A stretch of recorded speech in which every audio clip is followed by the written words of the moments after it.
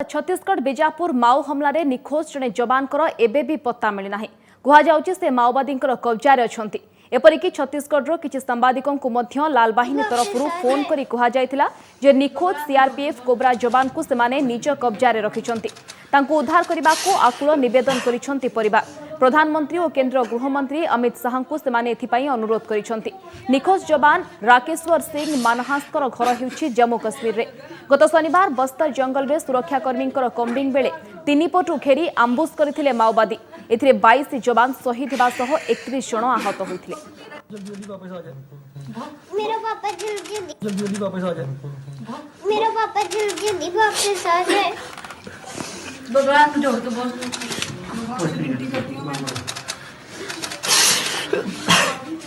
बोलो ना जल्दी याद करो बोलो कि तुम्हारे में रखना फोन में आना चाहिए उससे निकाल ले। तेज संपर्क में अधिक आलोचना करबा बस्तर देश टीवी सांबादिक धर्मेंद्र महापात्र आम सहित फोन लाइन ने जोड़ी होती। धर्मेंद्र जी, क्या अभी अपडेट मिल रहा है इसके बारे में? पहले से ही जो जवान थे राकेश्वर, उनके पत्नी प्रधानमंत्री और गृहमंत्री को भी उनको लौटाने के लिए अपील कर चुके हैं और ये भी सूचना आ रही है कुछ इलेक्ट्रॉनिक्स मीडिया जो जर्नलिस्ट हैं उनके साथ कांटेक्ट किए हैं, जो है माओवादी वो कांटेक्ट किए हैं कि जहां पर भी राकेश्वर है वो सुरक्षित उनको रखा गया है। तो क्या कुछ अपडेट अभी मिल पा रहा है उस दौरान? जी जरूर। जिस तरह से शनिवार को नक्सलियों ने एक बड़े हमले को अंजाम दिया था सुकमा जिले के सुकमा और बीजापुर जिले के तर्रेम इलाके में, उसके बाद से ही रामेश्वर कुमार मनहर जो जम्मू कश्मीर के रहने वाले हैं वो लापता बताए गए थे। रविवार तक उनकी कोई खबर नहीं मिल पाई थी। सोमवार की सुबह लगभग 12 बजे के करीब जो स्थानीय मीडिया कर्मी है इलेक्ट्रॉनिक मीडिया के, उनके कुछ संवाददाताओं के पास नक्सलियों का फोन आया कि जो लापता जवान है कोबरा बटालियन का यह जवान था 210 बटालियन का, वो उनके कब्जे में है और उन्होंने ये भी किसी प्रकार का अभी तक कोई शर्त छोड़ने के लिए अभी तक नहीं रखा है, लेकिन उनका साफ तौर पर कहना था कि आपका जो जवान है कोबरा बटालियन का वो सुरक्षित हमारे पास है और जो भी आगे की रणनीति होगी हम मीडिया। आपको 1 से 1.5 किलोमीटर का एरिया सैनिटाइज करना होता है। एरिया प्लेन भी होना चाहिए, पेड़ पौधे नहीं होने चाहिए और बड़े हेलीकॉप्टर को उतरने के लिए उसकी अप्रोच और टेक ऑफ करने की जगह होनी चाहिए। तो ये जगह लड़ाई के दौरान सर्च नहीं हो पाती। लड़ाई जब थोड़ी हल्की पड़ती है तब फिर इसको चारों तरफ से जगह को सैनिटाइज करके हम ले आते हैं। कंटिन्यूअस जब अटैक चल रहा है, कंटिन्यूअस जब एम्बुश को तोड़ रहे हैं, कंटिन्यूअस जब पीछा हो रहा है, कंटिन्यूअस उनसे फाइट करके अपने लोगों को बचा के ला रहे हैं, तो ऐसी सिचुएशन में ये चीजें लगता है दूर से कि शायद कोशिश नहीं कर रहे हैं कि उतनी जल्दी रेस्क्यू किया जा सके, लेकिन ऐसा नहीं है। ऐसा नहीं है, वो किया जाता है। और जैसे ही ये पता चला वैसे ही 168 बटालियन के लोगों को एंगेज किया गया कि आप लोग उधर जाइए और इसीलिए पहुंचने के पहले ही रीइंफोर्समेंट आया, उन्होंने भी लड़ा और उन्होंने नक्सलों को भगाया और उनके ऊपर काफी तादाद में हथियार गोला बारूद डाला, जिसकी वजह से वो भागे हैं। और बाद में 2 ट्रैक्टरों में भर के वो पहले ले गए हैं लोगों को, उसके बाद भी एक ट्रैक्टर और बाद में लाए हैं। जैसा कि अभी आप लोगों के पास भी कुछ खबरें इस तरह की आई हैं कि उनके शायद 28 लोग शहीद हुए हैं। ये सच है कि वो अपने शहीदों को अपने शहीद बोलते हैं अपने को, और उन शहीदों को या उनकी डेड बॉडीज को पूरा कुछ तो वो एक्सेप्ट करते हैं, लेकिन सारे नहीं एक्सेप्ट करते। तो जब सारे नहीं एक्सेप्ट करते तो डेफिनेटली 28 से ज्यादा फिगर है और इंजर्ड की फिगर डेफिनेटली उससे ज्यादा होगी। तो अब आप सोच लीजिए कि जो मैं पहले दिन बोल रहा था कि कम से कम 25 से 30 घायल और मृत्यु की संख्या होनी चाहिए, वो हमारे लोगों की आंखों देखी हुई बात थी। वो मैं उनको जो गिरते हुए जो देखते थे वो बता रहे थे उस बातों को, तो वो हमारा कंजर्वेटिव स्टेटमेंट था। Now I think it's almost double the figure. Sir, एक कोऑर्डिनेशन के ऊपर भी बात कही कि जॉइंट ऑपरेशन था डीआरजी से, डीआरजी को हेड करने के लिए एक sub inspector level senior most था। तो सर क्या कोऑर्डिनेशन पे भी कुछ प्रॉब्लम आया बाद में, क्योंकि इनिशियली जो सीनियर मोस्ट ऑफिसर 2IC और डिप्टी कमांडेंट इंजर्ड हो गए थे, सब इंस्पेक्टर जो हैं वो मार्टर हो गए, तो क्या सीनियर लेवल पे क्योंकि कोई फोर्स हेडलेस हो गई थी डिसीजंस के लिए, इस वजह से भी कैजुअल्टी ज़्यादा हुई है? मैंने आपको बताया कि अगर फोर्स हेडलेस हो जाती तो फोर्स शायद यहाँ तक 8-10 किलोमीटर अपने लोगों को लेकर आ नहीं पाती। दूसरे डीआरजी, एसटीएफ, बस्तरिया और कोबरा जब एक साथ काम करते हैं तो जो भी सीनियर मोस्ट होता है जनरली हमारे कोबरा का ही होता है, बिकॉज हमारी एक स्पेशल फोर्स है उसके साथ लड़ते हैं। जो भी सीनियर मोस्ट होता है वही उनको कमांड करता है सभी को। बस्तरिया में या इवन डीआरजी एसटीएफ में सब इंस्पेक्टर है तो कोई असुविधा नहीं है। हाँ, कोई सीनियर रहे तो अच्छा है, लेकिन ये नहीं है कि सब इंस्पेक्टर इंस्पेक्टर रहने से कोई असुविधा है। अगर थोड़े और होते शायद तो ये कहा जाता कि ज्यादा लोग हो गए थे कमांड में। देखिए, हमेशा हर चीज को देखने के नजरिए होते हैं।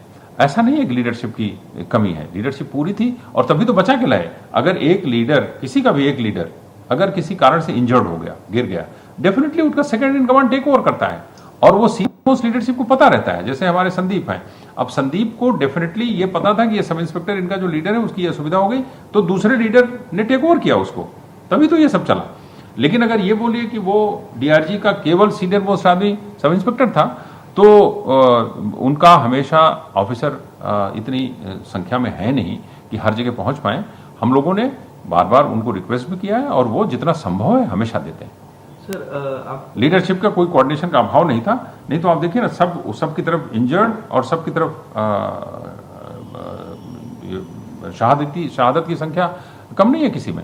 सर, आपको ये है कि कोई भी प्लानिंग पार्ट पे कोई किसी तरीके का लैप्स नहीं, जितना वहां पे संभव था प्लानिंग पार्ट पे, कोऑर्डिनेशन पार्ट पे, इंटेलिजेंस पार्ट पे किसी तरह की कोई चूक नहीं हुई है। ये ऑपरेशनल हैजर्ड्स हैं। जब आप ऑपरेशनल किसी के इलाके में जा रहे हो जहां फोर्स कभी गई नहीं है, हिडमा का अपना इलाका है, उस इलाके में जाओगे, उसकी मान में घुस रहे हो, तो आप जितना इनपुट्स होता है उस पर प्लान करके जाते हो। कभी कभी वो जगहें उनकी ज्यादा जानी हुई होती हैं, इसलिए वो एम्बुश वगैरह लगाने की कोशिश करते हैं हमेशा ही। तो ये ऐसा नहीं है कि प्लानिंग में कोई हमारी कमी थी, कोई कमी नहीं थी प्लानिंग में। जितने इनपुट्स थे उसके हिसाब से फर्स्ट क्लास प्लानिंग हुई है, फर्स्ट क्लास ऑपरेशन हुआ है और बच्चों की उनके जज्बे को मैं सलाम करता हूं कि इतनी दूर लड़ के ले आए और इतना अच्छा काम किया। सर, कुछ एनवायरमेंटल फैक्टर्स भी बोले जा रहे हैं कि फोर्सेज जो है वो रात में ऑपरेशन में गई थी, वापस आते में वो 15-20 किलोमीटर वॉक करके आई, वो एग्जॉस्टेड थी ऑलरेडी। तो उस टाइम पर नक्सल्स ने जो है चूज किया उनको टारगेट करना। तो क्या ये बात सही है, ये बात सही है। वो चूज करते हैं कि जब आपकी फोर्सेज इमीडिएटली गई हो तो तुरंत एनकाउंटर नहीं होता है। ज़्यादातर वो लौटते वक्त ही कोशिश करते हैं, जिससे कि फोर्सेज जो थकी हुई हो या पानी और बाकी चीज़ों की कमी हो गई हो तब करिए, सच है। लेकिन ये हमेशा की स्ट्रेटजी है, कोई आज की नई नहीं है। इसकी हम प्रिपरेशन करके जाते हैं कि ऐसी सिचुएशन होगी तो कैसे लड़ेंगे, और इसीलिए लड़के ले आए, नहीं तो लड़के आ नहीं पाते। सर, एक चीज़ और इस ऑपरेशन में बोली जा रही थी कि जो इंटेलिजेंस था, जिस तरीके का इंटेलिजेंस दिया गया था कि वहाँ पे नक्सल्स हो सकते हैं, हिडमा का भी एक इनपुट था कि वो भी वहाँ पर हैं, तो उस केस में सर क्या ये इंटेलिजेंस फेलियर नहीं है कि वहाँ पे नक्सल्स जो हैं वो नहीं मिले और उन्होंने जो है फोर्सेस को एम्बुश कर लिया? नहीं, इंटेलिजेंस था तभी तो गए वहाँ। अब एग्जैक्टली कौन सी एग्जैक्ट लोकेशन थी जंगल के अंदर में, कोई जीआर दे करके इंटेलिजेंस दे दे कि इसी जगह पे है, तब तो बहुत बड़ा इंटेलिजेंस का मतलब आपको ह्यूमन इंट का बहुत बड़ा वो मिल गया, नेटवर्क मिल गया। लेकिन इंटेलिजेंस तो यही थी कि हाँ वो जोनागुड़ा में है, तो वहां गए तो जोनागुड़ा से वो शिफ्ट कर गए होंगे, इधर उधर चले गए होंगे, लेकिन थे ना, इंटेलिजेंस तो थी, उसी से तो लड़ने गए थे और लड़े भी। सर, आपको क्या लगता है कि इंटेलिजेंस कोई ऐसा भी पॉसिबिलिटी है कि फीड कराई गई हो डिलिबरेटली? नहीं, बिल्कुल नहीं, बिल्कुल नहीं। फीड अगर कराई गई होती तो हम बहुत बड़े ट्रैप में फंसते। This was not a trap, this what an ambush. जो लड़ाई का तरीका है, हम भी एम्बुश लगाते हैं उनके खिलाफ, वो भी एम्बुश में हमारे फंसते हैं, और उनके वो भी हमारे खिलाफ एम्बुश लगाते हैं।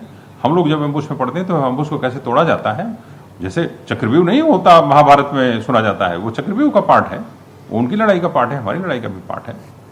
सर, एक जो जवान अभी कोबरा का जो कहा जा रहा है कि नक्सल्स के अभी उन्होंने अबडक्ट किया हुआ है, तो उसको लेकर के सर क्या है, कोई मैंने ऑलरेडी बोल दिया आपको, मैंने ऑलरेडी कवर कर लिया इस टॉपिक को, उससे ज्यादा मेरे पास इनपुट नहीं है। सर, इसके अलावा एक और इशू है जो सर एक थ्रेट आया है HM और यूपी CM को लेकर के मुंबई CRPF में, तो सर उस पर क्या कोई? जो हमारे पास जितना इंटेलिजेंस हमको मिला है, जितनी इंटेलिजेंस नहीं है वो बेसिकली हमारे पास एक वो आया है, ईमेल ही आया है। उस ईमेल को हमने concern agencies of Maharashtra and concern central agencies को शेयर किया है, वो लोग उस पर वर्क कर रहे हैं। हम लोगों को अगर कुछ बताते हैं और उसमें काम करने के लिए तो हम लोग उस पर काम करेंगे। Okay sir, thank you. तेज छत्तीसगढ़ माओ हमला पर प्रथम थर पर सीआरपीएफ डीजी कुलदीप सिंह सांबादिक सम्मेलन चित्र आप देखुले जहां से सूचना दौले कि 30 रु अधिक माओवादी यही आक्रमण में ऑपरेशन रे आहत होती 28 रु अधिक मृत्युवरण कर सूचना दौले सीआरपीएफ डीजी कहते लीडरशिप कोऑर्डिनेशन रे कौन अभाव रही नथिला।